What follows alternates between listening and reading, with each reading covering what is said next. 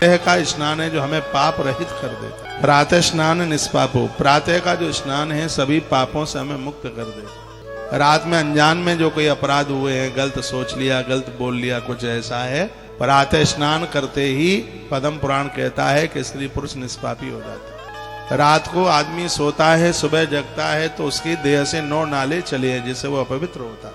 तब वो मंदिर नहीं जा सकता, तुलसी फूल नहीं तोड़ सकता। इसलिए स्नान, इसलिए जगने के बाद मलमूत्र के त्यागने के तत्पश्चात पहला काम बताया वो स्नान। स्नान के बिना तो नियम बना लो, चाय भी मत पियो।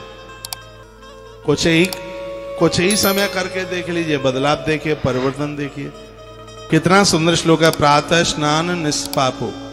सुबह का जो स्नान है वो हमें निष्पापी बना देता है, हमारे शरीर की शुद्धि कर देता है, हमें मंदिर लायक, पूजा पाठ के लायक बना देता है।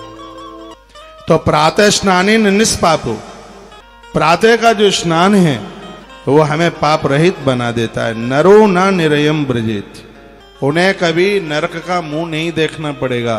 तो प्रातः स्नान के बाद भले ही थोड़ी देर बैठें पर कुछ चीजों का दर्शन करें। किस किस का दर्शन करें? कच्चे दूध का दर्शन करें, शहद का दर्शन करें, घी का दर्शन करें, चंदन का दर्शन करें, सुपारी का दर्शन करें और यज्ञोपवीत जनेऊ का दर्शन करें। उन्हें नरक का मुंह नहीं देखना पड़ेगा।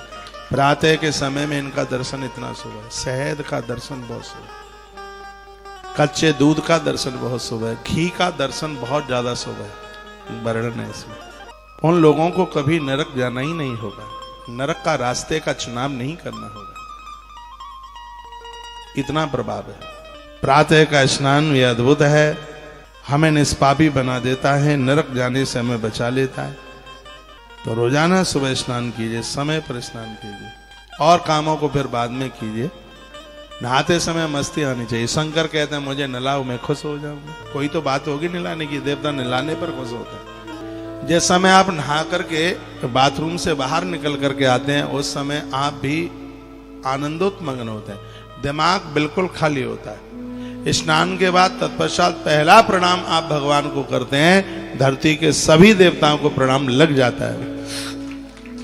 नहाने के बाद पहला काम कीजिए, भगवान को प्रणाम करें, और सब काम बाद में। स्नान के बाद भगवान को प्रणाम, 3 बार गंगा का आचमन। कल आपने गंगा माता में सुना है, ओम केशवाय नमः, माधवाय नमः, नारायणाय नमः बोल करके उसमें एक तुलसी का पत्र डाल लो तो और आनंद आ जाएगा।